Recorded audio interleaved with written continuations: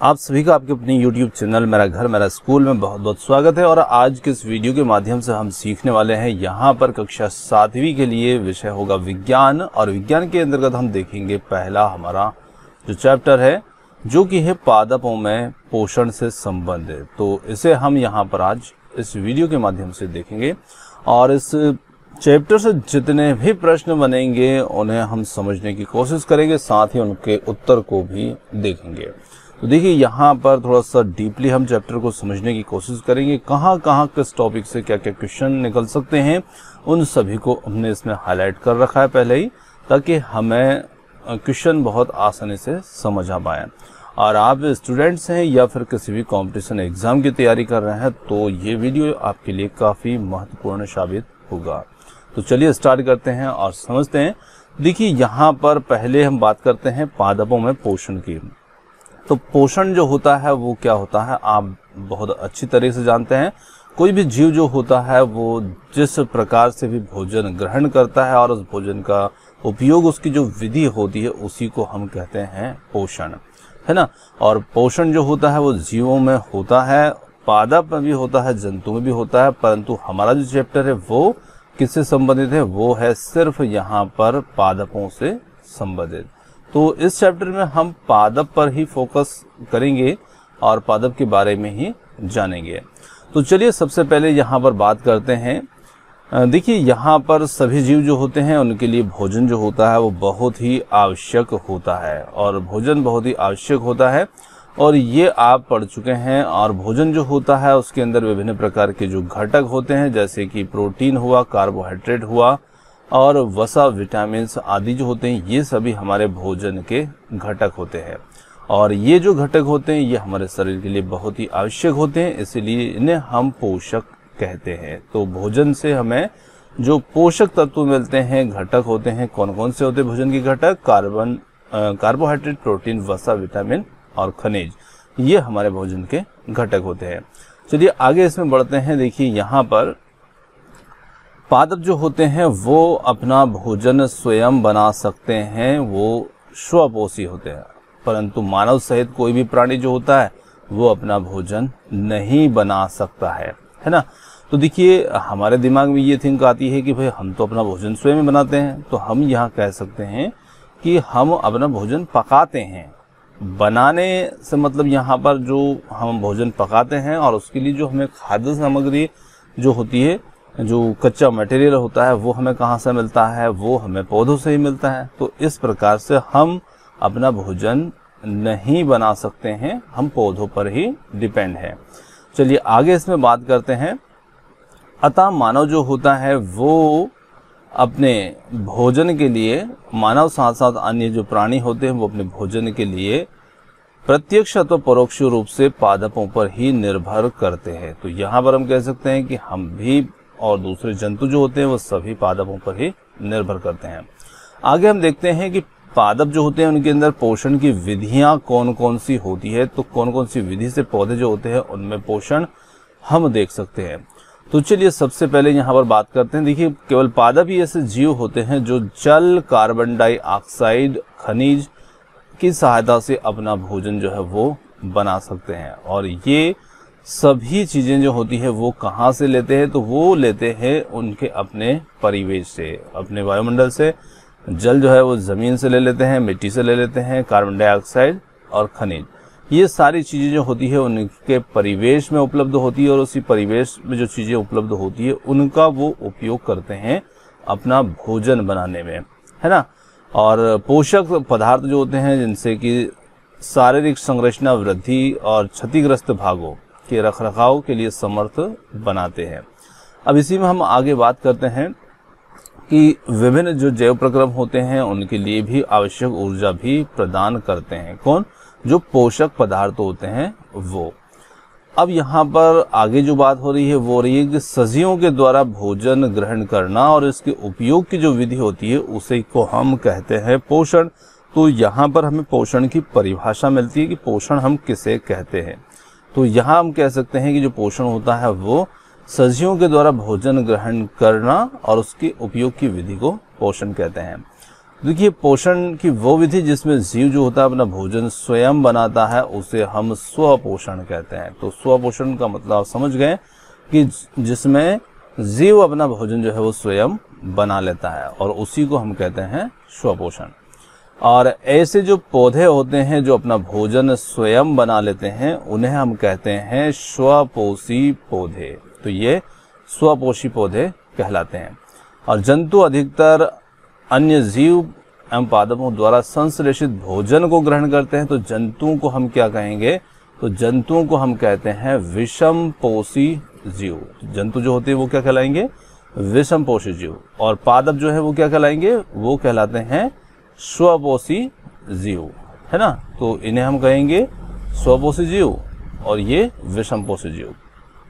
चलिए आगे यहाँ पर जैसे पहेली है, ये जानना चाहती है कि पादपों की तरह हमारा शरीर भी कार्बन डाइऑक्साइड जल खनिज से अपना भोजन क्यों नहीं बना सकता। तो क्यों नहीं बना सकते उसका कारण जो है वो हम अगले इस भाग में यहाँ पर जान जाएंगे। तो देखिए, सबसे पहले हम ये पूछ सकते हैं कि जो पादप होते हैं उनमें खाद्य फैक्ट्रियाँ कहाँ पर स्थित होती है। तो ये चीज़ आपको समझना है कि पादपों की खाद्य फैक्ट्रियाँ जो है वो कहाँ पर स्थित होती है। तो पादप की जो खाद्य फैक्ट्रियाँ होती है क्या आप जानते हैं? तो यहाँ पर हम कह सकते हैं कि जी हाँ, पादपों की जो खाद्य फैक्ट्रियाँ होती है वो हम जानते हैं उनकी पत्तियाँ होती है। और साथ ही साथ यहाँ पर जो खाद्य फैक्ट्रियाँ होती है उनमें फैक्ट्रियों तक उनका स्थानांतरण जो होता है वो किस प्रकार से होता है। अब देखिए, खाद्य फैक्ट्रियों तक किस चीज़ का स्थानांतरण? तो जैसे पौधे जो होते हैं अपना भोजन बनाते हैं और उनके लिए उनकी जो फूड फैक्ट्री होती है, खाद्य फैक्ट्री जो होती है उनकी पत्तियां होती है। अब पत्तियों तक जो ये कुछ सामग्री होती है जैसे कि जल देखा हमने, खनिज देखे, इसी के साथ में कार्बन डाइऑक्साइड गैस देखी, तो ये सारी चीजें उनकी 5 पत्तियों तक कैसे पहुंचती है। तो यहाँ पर हमें उत्तर मिल रहा है इस चीज का कि पत्तियां जो होती है वो पादपों की फूड फैक्ट्रियां होती है। अतः सभी कच्चे पदार्थ पत्तियों तक पहुंचने चाहिए और मृदा में उपस्थित जल एवं खनिज जो हैं वो जड़ के द्वारा अवशोषित किए जाते हैं।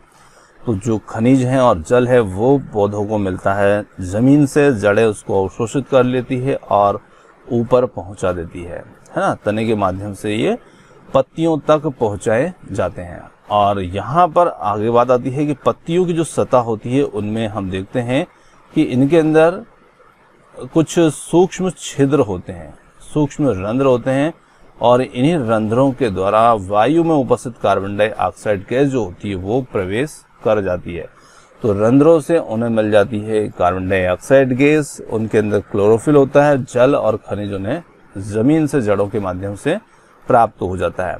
अब यहाँ पर बात करते हैं कुछ कोशिकाओं की जो कि पत्तियों की सतह के अंदर उपस्थित होती है। तो यहाँ पर कोशिकाओं के बारे में हमें थोड़ी सी बेसिक जानकारी दी गई है और इसमें हमें 3 चीजें देखने को मिलेंगी। पहली चीज है यहाँ पर कोशिका झिल्ली किसे कहते हैं, केंद्रक किसे कहते हैं और इसी के साथ साथ कोशिका द्रव्य किसे कहते हैं। ये 3 चीजें हमें इसमें देखने को मिलेगी। तो चलिए थोड़ा सा इसको समझते हैं। जैसे हम देखते हैं कि कोई भी मकान इमारत होता है वो ईंटों से बना होता है, उसी प्रकार से सजीवों का जो शरीर होता है वो भी सूक्ष्म इकाइयों का बना होता है और उन्हीं इकाइयों को हम कहते हैं कोशिका, है ना। और जब कोशिका को सूक्ष्म दृष्टि से देखा जाता है तो कोशिका जीव मात्र की एक कोशिका के बने होते हैं और कोशिका झिल्ली जो होती है वो एक पतली झिल्ली के द्वारा घिरी होती है। अब यहाँ कोशिका के चारों ओर आप देख पा रहे हैं ये एक पतली सी झिल्ली है। तो ये जो झिल्ली है इसे नाम दे दिया जाएगा कोशिका झिल्ली। और कोशिका झिल्ली जो होती है इसके केंद्र में आप देख पा रहे हैं यहाँ पर एक स्पष्ट आपको केंद्रक दिख रहा है, इसके अंदर भी दिख रहा है, इसके अंदर भी दिख रहा है। तो ये जो है ये क्या है, ये कोशिका का केंद्रक है। और केंद्रक के चारों ओर आप यहाँ पर कुछ द्रव्य जो है वो भरा हुआ देख पा रहे हैं। तो ये जो चारों ओर भरा हुआ द्रव्य है जो जेली के समान होता है, मतलब कि अर्ध तरल होता है, उसे हम कहते हैं कोशिका द्रव्य। तो ये 3 चीजें इस चित्र से हमें समझने को मिलती है। आगे हम बात करते हैं, ये रंध्र जो होते हैं ये द्वार कोशिकाओं से घिरे होते हैं। तो कोशिकाओं के अंदर जो छिद्र होते हैं और वो छिद्र जो होते हैं वो किसके द्वारा घिरे होते हैं, तो वो द्वार कोशिकाओं के द्वारा घिरे होते हैं, जिन्हें हम रक्षक कोशिकाएं भी कहते हैं। और ऐसे छिद्रों को हम कहते हैं रंध्र। और जल एवं खनिज जो होते हैं ये वाहिकाओं के द्वारा पत्तियों तक पहुंचा देते हैं। और वाहिकाएं जो होती है ये पतली नली के समान होती है और जड़, तना, शाखाओं एवं पत्तियों तक फैली भी होती है। पोषक जो होते हैं वो पत्तियों तक पहुंचाने के लिए वाहिकाएं एक मार्ग बना देती है और उसी मार्ग के माध्यम से ये जो चीजें होती हैं जो जड़ खींचती है वो पत्तियों तक पहुंच जाती है। अब इसके बारे में हमें विस्तार से जो है वो अगले अध्याय, जो कि 11 अध्याय होगा इस आने वाले कुछ समय में, हम इसके बारे में, परिवहन के बारे में विस्तार से पढ़ेंगे। अब यहाँ पर पहेली जो है ये फिर जानना चाहती है कि पत्तियों में ऐसी क्या विशेषता होती है कि वे खाद्य पदार्थों का संश्लेषण कर सकती है परंतु पादप के दूसरे भाग नहीं कर सकते हैं। तो पत्तियों के अंदर क्या ऐसी विशेष बात होती है? तो उनके अंदर विशेष बात होती है क्लोरोफिल। और ये जो क्लोरोफिल होता है ये एक हरे रंग का वर्णक होता है और इसी वर्णक की उपस्थिति में जो पत्तियां होती है वो सूर्य के प्रकाश जिसे हम सौर प्रकाश भी कहते हैं, इसकी उपस्थिति में ऊर्जा का संग्रहण करती है, ऊर्जा का निर्माण करती है और पत्ती के अंदर उसे संचित भी करती है। तो जो क्लोरोफिल होता है इसका उपयोग पत्ती जो है ऊर्जा के निर्माण में करती है। और इसके लिए कुछ और चीजें भी आवश्यक होती है, जैसे कि जल हुआ, कार्बन डाइऑक्साइड हुआ, ये भी खाद्य संश्लेषण में महत्वपूर्ण भूमिका निभाते हैं। और इन सब की उपस्थिति में प्रकाश संश्लेषण होता है। और यहाँ पर ये जो प्रक्रिया है यह सूर्य के प्रकाश की उपस्थिति में होती है, इसी वजह से इसे हम कह देते हैं प्रकाश संश्लेषण, है ना। चलिए आगे इसी में हम बात करते हैं। अगला जो हमारा बिंदु है, पत्तियों के द्वारा जो सौर ऊर्जा संग्रहित की जाती है। अब सूर्य के प्रकाश की उपस्थिति में पत्तियों ने जो ऊर्जा इकट्ठी की उसे इकट्ठी की जाती है और अतः हम कह सकते हैं कि जो सूर्य होता है वो सभी जीवों के लिए ऊर्जा का चरम स्रोत होता है। अब यहाँ से प्रश्न मिलता है कि सभी जीवों के लिए ऊर्जा का जो प्रमुख स्रोत है वो कौन है? तो ये आपको प्रश्न मिलेगा कि सूर्य जो है वो सभी जीवों के लिए ऊर्जा का चरम स्रोत है ना। अब आप क्या कल्पना कर सकते हैं कि यदि प्रकाश संश्लेषण नहीं होगा तो क्या होगा? तो आप इस बात की कल्पना कर सकते हैं कि यदि प्रकाश संश्लेषण नहीं होगा तो फिर क्या हो सकता है। तो उस स्थिति में क्या होगा कि जब प्रकाश संश्लेषण नहीं होगा, मतलब पौधे प्रकाश संश्लेषण की क्रिया नहीं कर पाएंगे, तो उस स्थिति में पौधे अपना भोजन नहीं बना पाएंगे और पौधे भोजन नहीं बनाएंगे तो पौधे भी मृत हो जाएंगे और पृथ्वी पर जो जीवन है उसका ही अस्तित्व समाप्त हो जाएगा। उसकी कल्पना हम नहीं कर सकते। तो प्रकाश संश्लेषण की अनुपस्थिति में पृथ्वी पर जीवन की कल्पना जो होगी वो कैसी हो जाएगी? असंभव हो जाएगी। उसके बिना हम कल्पना नहीं कर सकते। चलिए आगे हम बात करते हैं इसके अंदर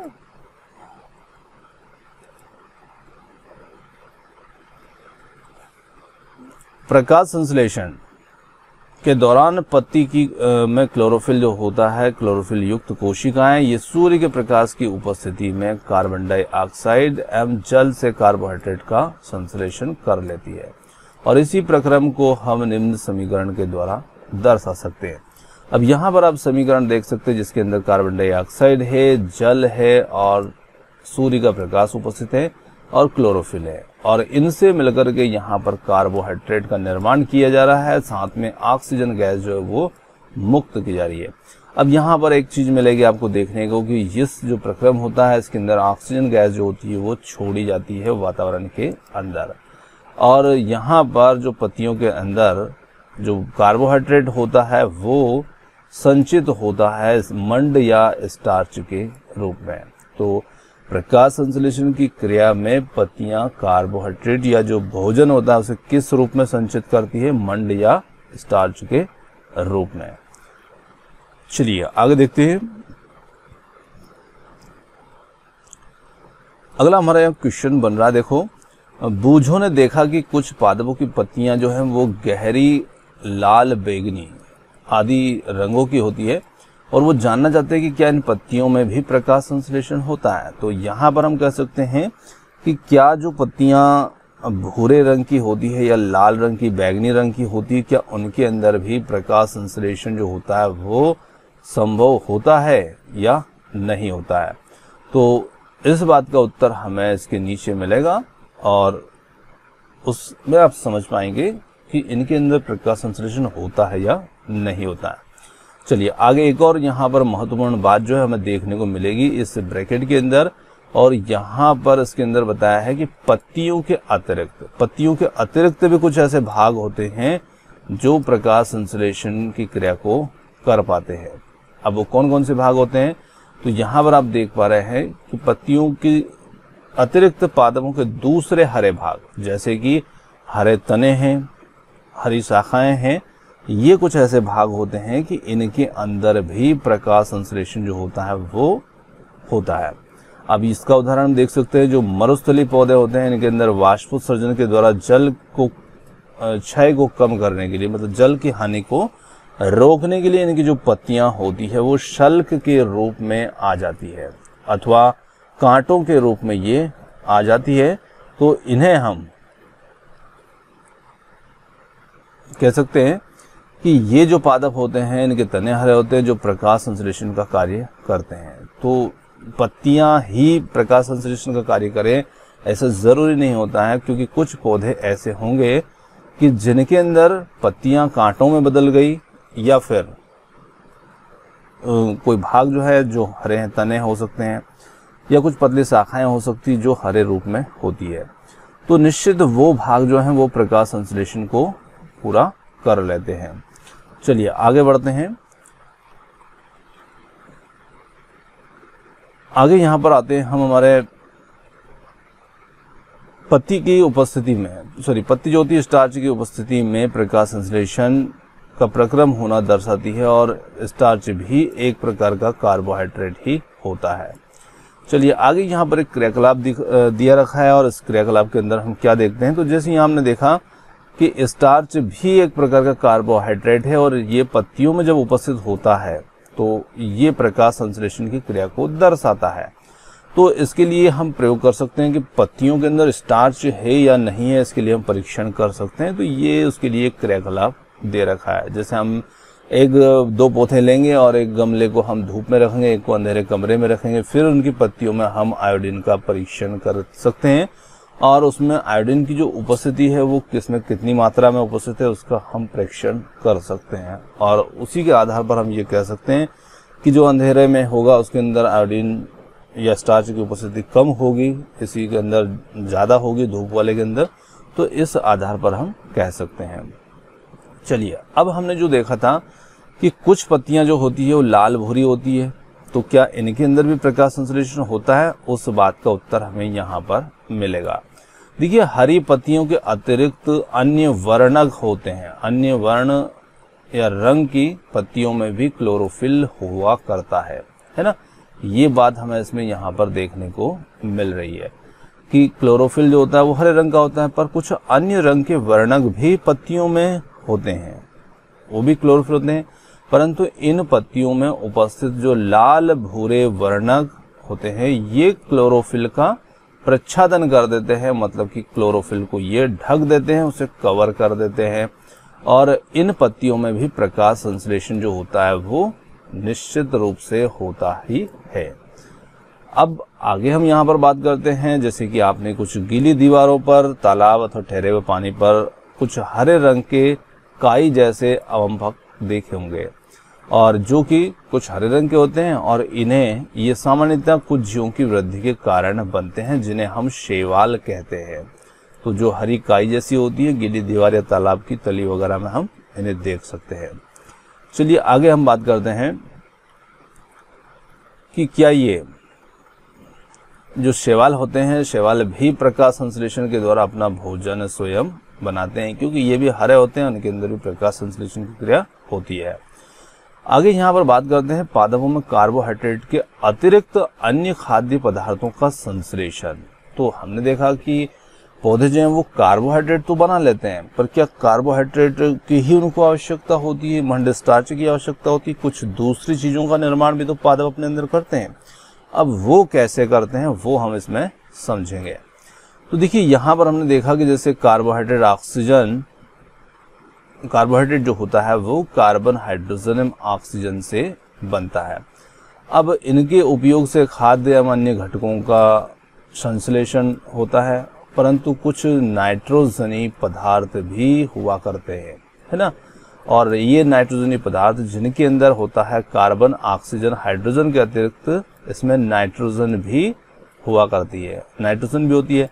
अब जो पादप होते हैं वो नाइट्रोजन को कहाँ से प्राप्त कर लेते हैं, इसे हमें समझना है। तो देखिए, नाइट्रोजन जो होती है वो कहाँ पर होती है, तो हम जानते हैं कि जो वायु होती है, वायु के अंदर नाइट्रोजन का जो प्रतिशत होता है वो सबसे ज़्यादा होता है, 78% होता है। और इस 78% के अंदर पौधे इसे किस प्रकार से लेते हैं और कैसे इसका उपयोग करते हैं और इसके निर्माण, इससे क्या वो कौन सा खाद्य अपने अंदर बनाते हैं। तो देखिए, यहाँ पर हम देख सकते हैं कि पौधे जो होते हैं ना वो इसका उपयोग इसी रूप में नहीं करते हैं। जो वायुमंडल में हम देखने को मिलती है वो गैसीय अवस्था है, और पादप जो होते हैं वो इसका उपयोग सीधे गैसीय अवस्था में नहीं कर पाते हैं। तो वे इसे किस रूप में ग्रहण करते हैं, तो पादप इसका अवशोषण इस रूप में नहीं करते हैं। मिट्टी में कुछ विशेष जीवाणु होते हैं जो गैसीय नाइट्रोजन को कुछ उपयोगी यौगिकों में परिवर्तित करके मृदा में निर्मुक्त कर देते हैं। अब मृदा में निर्मुक्त करने का मतलब है कि वो ऐसे कौन कौन सी यौगिक होते हैं, तो वो यौगिक होते हैं नाइट्रेट और नाइट्राइट। तो नाइट्रेट और नाइट्राइट के रूप में पौधे जो होते हैं वो नाइट्रोजन को अवशोषित करते हैं जमीन से। अब जमीन में वो कैसे पहुंची, तो कुछ जीवाणु जो होते हैं उनकी क्रिया से, जीवाणु के माध्यम से जो होती है वो इस रूप में आ जाती है। और फिर ये विलेय पदार्थ के रूप में पादपों के द्वारा जल के साथ साथ अवशोषित कर लिए जाते हैं। और आपने देखा होगा कि किसान जो होता है वो अपने खेत में उर्वरक, खाद आदि डालते हैं, जिसमें भी नाइट्रोजनी पदार्थ जो होते हैं वो प्रचुर मात्रा में मौजूद होते हैं। तो बाहरी रूप से हम खाद के रूप में भी पौधों को नाइट्रोजन प्रदान करते हैं उर्वरक के रूप में। और जहां हम खाद का उपयोग नहीं करते हैं तो ऐसे पेड़ पौधे जो होते हैं वो मिट्टी से ले लेते हैं नाइट्रेट, नाइट्राइट के रूप में। चलिए आगे हम बात कर देंगे। इसके अंदर आपने यहाँ पर देखा कि मांग, जो नाइट्रोजन की मांग हो जाती है उसकी आपूर्ति हो जाती है ना। अब पौधों को यहाँ पर नाइट्रोजन प्राप्त हो गई किस रूप में, जो उसके कुछ जलीय यौगिक थे उनके रूप में। इसके पश्चात पादप खाद्य के अन्य संगठक जैसे कि प्रोटीन, वसा आदि का संश्लेषण भी अपने अंदर कर लेते हैं। तो जब उनको नाइट्रोजन प्राप्त हो जाती है तो फिर वो प्रोटीन एवं वसा का निर्माण भी अपने अंदर कर लेते हैं। चलिए आगे हम बात करते हैं इसके अंदर पादपों में पोषण की कुछ अन्य विधियों की। अब पौधों के अंदर पोषण जो है वो कौन कौन सी विधि से होता है, यहाँ पर हम बात करेंगे। देखिए, कुछ पादप ऐसे होते हैं जिनमें क्लोरोफिल नहीं पाया जाता। अब ऐसे पौधों के आप क्या नाम बता सकते हैं जिनमें क्लोरोफिल नहीं पाया जाता हो, जो हरे नहीं होते हैं और वे भोजन संश्लेषित नहीं कर सकते। कहने का मतलब है कि वो अपना भोजन स्वयं नहीं बना सकते। तो फिर वो पौधे जीवित कैसे रहते हैं, अब यहाँ पर इसे हम समझने की कोशिश करते हैं। तो देखिए, ये जो पादप होते हैं जिनके अंदर क्लोरोफिल नहीं होता, जो अपना भोजन नहीं बना पाते हैं, तो ये अपने पोषण के लिए अन्य पादपों पर निर्मित खाद्य पदार्थों पर निर्भर करते हैं, है ना। ये दूसरे पौधों के द्वारा जो खाद्य बनाया जाता है, खाद्य पदार्थ बनाया जाता है, उस पर ये निर्भर करते हैं और ये विषमपोषी प्रणाली का उपयोग करते हैं। अब देखिए, विषमपोषी क्या होते हैं, जो दूसरों पर निर्भर हो उसे हम कहेंगे विषमपोषी खाद्य प्रणाली। तो कुछ पौधे इस टाइप के भी होते हैं जो स्वपोषी ना होकर के विषमपोषी होते हैं। अब यहाँ इसे ध्यान रखना है क्योंकि ये आपके लिए महत्वपूर्ण बनेगा। अब आपने एक वृक्ष के तने या उसकी शाखाओं से लिपटी हुई एक रस्सी नुमा पीले रंग की संरचना को आपने देखा होगा। यहाँ पर आप चित्र में नीचे भी देख सकते हैं। और ये अमरबेल का पादप होता है। तो कौन सा पौधा जो होता है वो विषमपोषी प्रणाली का उपयोग करता है, तो यहाँ पर उत्तर हमारा बन जाएगा अमरबेल। अब ये क्यों करता है, तो इसकी वजह होती है कि इसके अंदर क्लोरोफिल नहीं पाया जाता है। तो फिर ये अपना भोजन कहाँ से प्राप्त करता है, तो ये अपना भोजन उस पादप से प्राप्त करते हैं जिस पर ये आरोहित होते हैं, मतलब जिस पर ये लिपटे होते हैं, जिस पर ये फैले होते हैं। और वह पादप जो होता है वो परपोषी कहलाता है ना। और क्योंकि अमरवेल जैसे पादप परपोषी को अमूल्य पोषकों से वंचित कर देते हैं और इसी कारण से इन्हें हम परजीवी कहते हैं। तो परजीवी यहाँ पर कौन होगा? अमरवेल, है ना। अब यहाँ पर आप चित्र के अंदर देख सकते हैं किस प्रकार से अमरवेल जो है वो इस सारे पादप पर फैली हुई है। अब जहाँ पर ये इस पर फैली होगी तो इस पादप को सही रूप से जो पोषक होंगे वो उसमें ये कमी कर देगा और ये खुद भी फैलता रहेगा। चलिए आगे हम बात करते हैं कि हमने देखा यहाँ की कुछ पादप जो हैं वो परजीवी होते हैं। तो यहाँ पर हम एक प्रश्न पहेली के दिमाग में आ रहा है कि कुछ जीव भी ऐसे होते हैं, जैसे कि यहाँ पर हम देख सकते हैं मच्छर है, खटमल जू है, जोंक है, ये जीव भी तो हमारा रक्त जो है ये चूसते हैं। तो क्या इन जीवों को भी हम परजीवी कह सकते हैं? तो बिल्कुल हम कह सकते हैं, ये भी परजीवी जीव है क्योंकि ये हमारे ऊपर पोषण प्राप्त करते हैं और ये हमें मिलेगा जीवों में पोषण वाले चैप्टर के अंदर। चलिए, तो क्या आपने ऐसे पादपों को देखा है और उनके विषय में सुना है जो जंतुओं का भक्षण करते हैं? कौन से ऐसे पादप होते हैं जो जंतुओं का भक्षण करते हैं, मतलब जीवों का भक्षण करते हैं? कुछ ऐसे पादप भी होते हैं जो कीटों को पकड़ते हैं, है ना, और उन्हें पचा जाते हैं। मतलब पचा जाने से मतलब उन्हें भोजन के रूप में वो ले लेते हैं, उनका पाचन कर लेते हैं। ऐसे पौधे जो होते हैं ये हरे रंग के या फिर किसी अन्य रंग के हो सकते हैं, है ना। तो कहने का मतलब है कि ये हरे भी हो सकते हैं या फिर अन्य किसी रंग के भी हो सकते हैं। अब यहाँ पर कुछ पादप को हम देखते हैं, इसी प्रकार के जो कुछ पादप होते हैं। तो यहाँ पर आप देख सकते हैं ये एक घटपर्णी पौधा है जिसे हम कलश पादप भी कहते हैं, फीचर प्लांट भी कहते हैं, है ना। यहाँ पर आप देख पा रहे हैं इसका नाम घटपर्णी या फीचर पादप। अब इसमें आप देख पा रहे हैं घड़े एवं ढक्कन जैसी संरचना है। तो यहाँ पर ये जो घड़ा जैसी संरचना आप देख रहे हैं, ये इसकी पत्तियों को आप देख पा रहे हैं कि इसकी पत्तियां ही आगे जाकर के इस घड़े के रूप में रूपांतरित यहाँ पर हो गई है और पत्तियों का जो अंतिम सिरा है वो सिरा आप देख पा रहे हैं ढक्कन का निर्माण भी इसमें कर रहा है। तो यहाँ पर ढक्कन भी उसमें बन रहा है ना। तो ये जो पादप होता है ये कीटों का भक्षण करता है। अब ये कीटों का भक्षण क्यों करता है ये हमें देखना है। तो यहाँ पर हम देख चुके हैं कि इसके घटे के समान या घड़े के समान जो संरचना होती है वास्तव में ये इसकी पत्ती का रूपांतरित है और पत्ती का शीर्ष भाग घड़े का ढक्कन बनाता है। घड़े के अंदर अनेक रोम होते हैं और जो नीचे की ओर ढल के रहते हैं अर्थात अधोमुखी होते हैं। जब कोई कीट घड़े में प्रवेश करता है तो ये उसके रोमों के बीच में फंस जाता है और घड़े में उपस्थित जो पाचक रस होते हैं, रस के द्वारा कीट का पाचन कर लिया जाता है और कीटों का भक्षण करने वाले जो पादप होते हैं उन्हें हम कहते हैं कीट भक्षी पादप।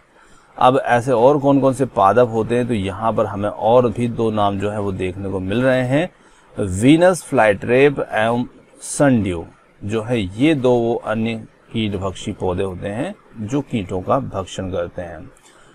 अब यहाँ पर बात आ रही है कि बूझो जो है ये भ्रमित है कि जो घटपर्णी है वो हरा होता है, मतलब उसका कलर भी हरा है और प्रकाश संश्लेषण भी संपादित करता है। तो फिर ये कीटों का भक्षण क्यों करता है? तो कीटों का भक्षण ये पौधा क्यों करता है? तो हो सकता है हमें इस बात का उत्तर यहाँ पर इस चैप्टर में नहीं मिले, फिर भी हमें समझ लेना है कि देखिए जो घटपर्णी होता है ये क्या होता है, दलदली क्षेत्र में पाया जाता है। यहाँ पर इसके उत्तर की बात करते हैं, ये दलदली क्षेत्र में पाया जाता है। तो यहाँ पर एक कारण तो ये हो जाता है कि ये दलदली क्षेत्र में पाया जाता है और दलदली क्षेत्र में होने के कारण से वहाँ जो भूमि होती है या मिट्टी कह सकते हैं, दलदली होने की वजह से उसके अंदर नाइट्रोजन की कमी होती है। तो ये नाइट्रोजन की जो कमी होती है उसी कमी को पूरा करने के लिए ये जो पादप होता है ये कीटों का भक्षण करता है। तो ये प्रकाश संश्लेषण भी कर लेता है, अपना भोजन भी बना लेता है, पर फिर भी कीटों को खाता है। तो वजह होती है कि इसे नाइट्रोजन पर्याप्त रूप से नहीं मिल पाती वहाँ की मिट्टी से। तो इस वजह से नाइट्रोजन की पूर्ति ये इन कीटों से करता है। चलिए आगे हम बात करते हैं यहाँ पर मृत जीवी की। अब मृत जीवी क्या पौधे भी मृत जीवी होते हैं? मतलब जो मृत और सड़ी गली वस्तुओं से अपना भोजन लेते हों। तो यहाँ पर कुछ उदाहरण है, जैसे कि आपने छत्रक या मशरूम को देखा होगा, और ये वृक्षों की सड़ी गली टूटी टहनी या तनों के छाल पर छाते के समान संरचनाओं में मौजूद होते हैं, और इन्हें किस प्रकार से पोषक की आवश्यकता होती है और ये उन्हें कहाँ से प्राप्त करते हैं। चलिए देखते हैं। तो यहाँ पर क्रियाकलाप है और क्रियाकलाप से आपको बहुत अच्छी बात मिलेगी सीखने को, इसीलिए हम इसको थोड़ा सा देखते हैं। देखिए, आपने ब्रेड या डबल रोटी का टुकड़ा लें और उस पर थोड़े से जल में उसको भिगो लें। तो कहने का मतलब कि ब्रेड का टुकड़ा लेंगे, उससे पानी से थोड़ा सा भिगो देंगे और फिर से किसी नम या उष्ण स्थान पर 2-3 दिन के लिए रख देते हैं। तो जब इसको 2-3 दिन के लिए रखा रहने देते हैं तो उस स्थिति में क्या होता है कि इस पर रोए के समान कुछ संरचनाएं जो होती है वो इसमें दिखाई देने पड़ती है। अब रोए के समान जो संरचनाएं दिखाई देने पड़ती हैं, तो ये जो रोए के समान जो संरचनाएं होती है, धागों के समान संरचनाएं होती हैं, ये जीव है। ये एक प्रकार का क्या है, जीव है, और जिसे हम कवक या फंजाई कहते हैं। तो इसे कवक या फंजाई कहा जाता है। और इनकी पोषण प्रणाली अथवा पोषण विधि भिन्न प्रकार की होती है, कुछ अलग टाइप की होती है। अब ये कैसी होती है, तो ये क्या करते हैं कि जो मृत और विघटनकारी सड़ने वाली जो वस्तुएं होती है या जो भी जैव पदार्थ होते हैं, उसकी सतह पर ये कुछ पाचक रसों का स्त्राव कर देते हैं, और उसी से क्या करते हैं, उसे साधारण व विलेय रूप में ये परिवर्तित कर देते हैं। किसको, उस खाद्य पदार्थ को विलेय रूप में ये परिवर्तित कर देते हैं। तत्पश्चात वो इस विलयन का भोजन के रूप में उपयोग कर लेते हैं। अब यहाँ पर इस ब्रेड को आप देख पा रहे हैं, ब्रेड जो है उसके ऊपर जो कवक या फंजाई है वो किस प्रकार से उग रही है। इसे हम आवर्धित करके देखते हैं तो ये इस रूप में हमें कुछ संरचना इसमें देखने को मिलती है। चलिए आगे हम इसमें देखते हैं। जैसे हमने देखा कि ये उसे विलयन के रूप में अवशोषण कर लेते हैं। तो इस प्रकार की जो प्रणाली होती है जिसमें कोई भी जीव जो होता है वो किसी मृत या विघटित हुई वस्तु से या जैविक पदार्थों से पोषक प्राप्त करते हैं, उस प्रणाली को हम कहते हैं मृत जीवी पोषण। तो ये इस प्रकार का पोषण जो होगा ऐसे हम कहेंगे मृत जीवी पोषण। और इस प्रकार के जो जीव होंगे जो इस प्रकार के पोषण को करते हैं, ऐसे जीवों को हम कहते हैं मृत जीवी जीव। तो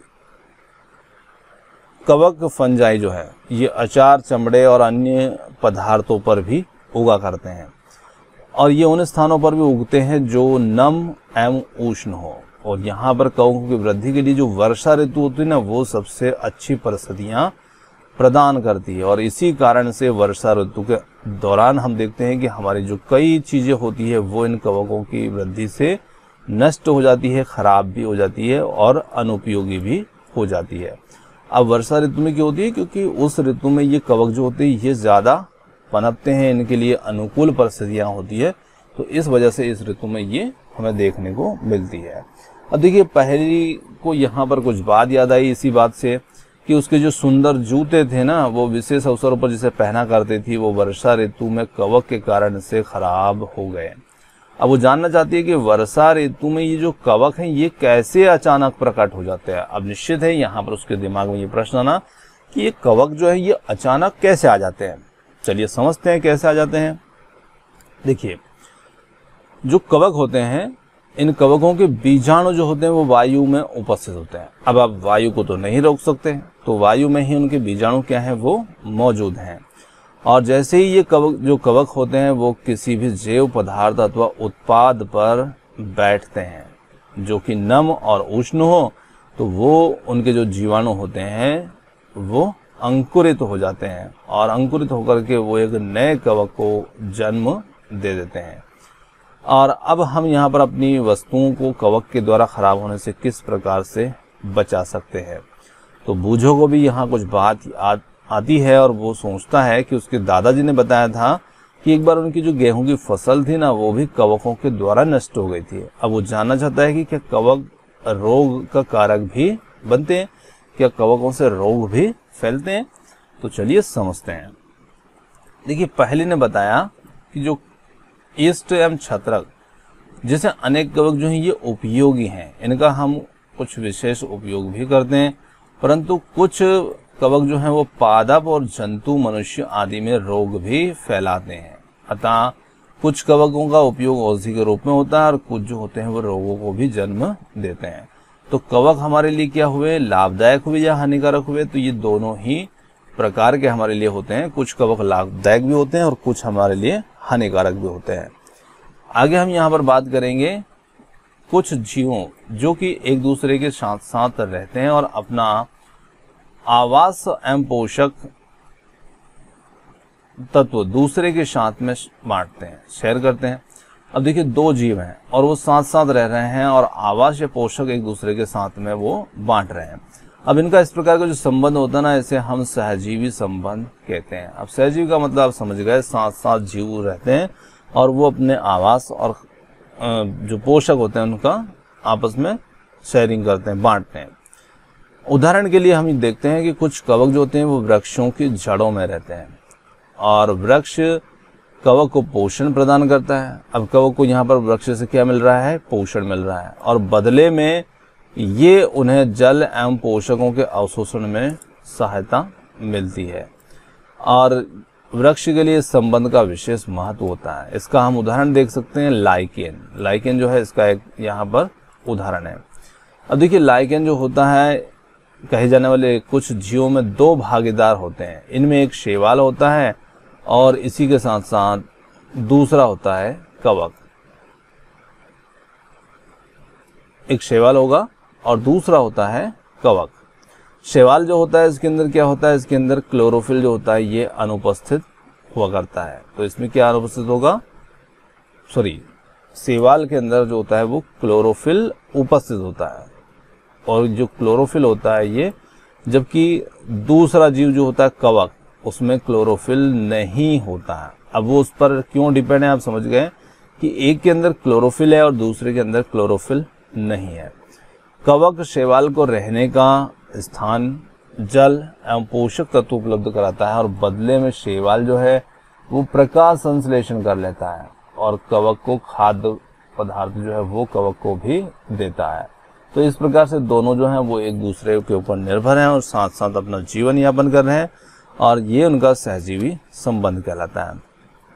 चलिए आगे हम देखते हैं मृदा में पोषकों की पुनः पूर्ति किस प्रकार से होती है। तो मिट्टी के अंदर जब पोषक तत्वों में कमी आ जाती है तो वो कैसे फिर से मिट्टी को प्राप्त होती है। तो यहाँ पर हम देखते हैं कि जैसे हम मिट्टी के अंदर खनिज पदार्थ जो हैं वो अवशोषित होते हैं पौधों के द्वारा और इनकी मात्रा धीरे धीरे लगातार कम हो जाती है।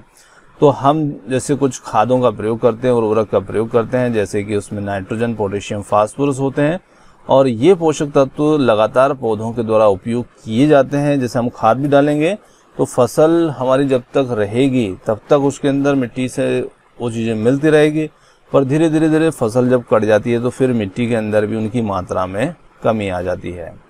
अब ये जो कमी होती है, इन मृदाएं को इन पोषक तत्वों से समृद्ध करने के लिए हमें उसमें खाद मिलाने की आवश्यकता होती है।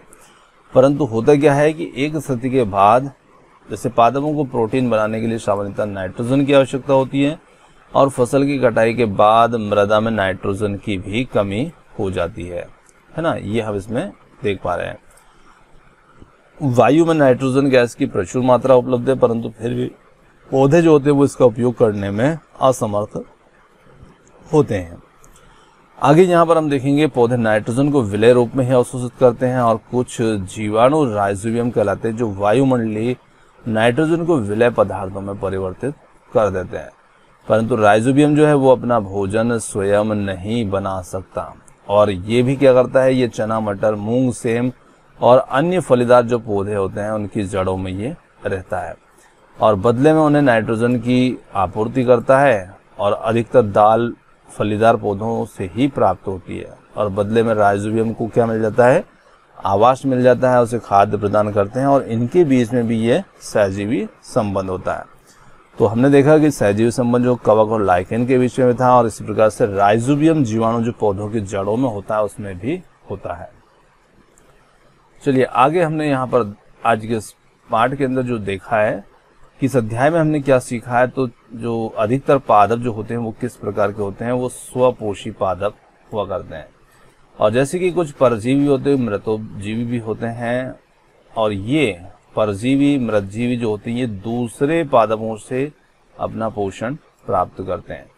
अतः सभी प्राणी के लिए भोजन के लिए पादप और अन्य प्राणियों पर निर्भर रहते हैं, अतः उन्हें हम विषम पोषी रूप में समूहीकृत कर सकते हैं। अतः क्या हम कह सकते हैं कि कीट भक्षी पौधे जो है वो आंशिक रूप से विषम पोषी होते हैं। चलिए अब यहाँ पर कुछ प्रमुख शब्दावली को देखते हैं। इस चैप्टर के अंदर आप कौन कौन से टॉपिक को आप पूरी तरह समझ पाए, नहीं समझ पाए। तो देखिए, स्वपोषी है, स्वपोषी का मतलब आप समझ गए होंगे निश्चित उम्मीद करते हैं। क्लोरोफिल के बारे में हम समझ गए हैं, विषम पोषी जीव के बारे में समझ गए हैं, परपोषी जीव के बारे में भी समझ गए हैं। साथ ही साथ कीट भक्षी पादप को हमने देखा, पोषक की क्या परिभाषा हो सकती है, परजीवी क्या होते हैं, प्रकाश संश्लेषण, मृत जीवी पत्तियों के अंदर पाए जाने वाले रंध्र से, और सहजीवी संबंध को और कवक को। तो ये कुछ महत्वपूर्ण शब्द थे जो इस चैप्टर के अंदर हमें देखने को मिले, और निश्चित आप इन सभी प्रमुख शब्दों का मतलब समझ गए होंगे। तो आज का जो हमारा विज्ञान का पहला पार्ट था और ये यहाँ पर समाप्त होता है, और अब मिलते हैं हम अगले चैप्टर के साथ में। आपने हमें इतनी देर सुना उसके लिए बहुत बहुत धन्यवाद, थैंक यू सो मच, और मिलते हैं जल्दी एक और नए किसी वीडियो, नए किसी टॉपिक के साथ।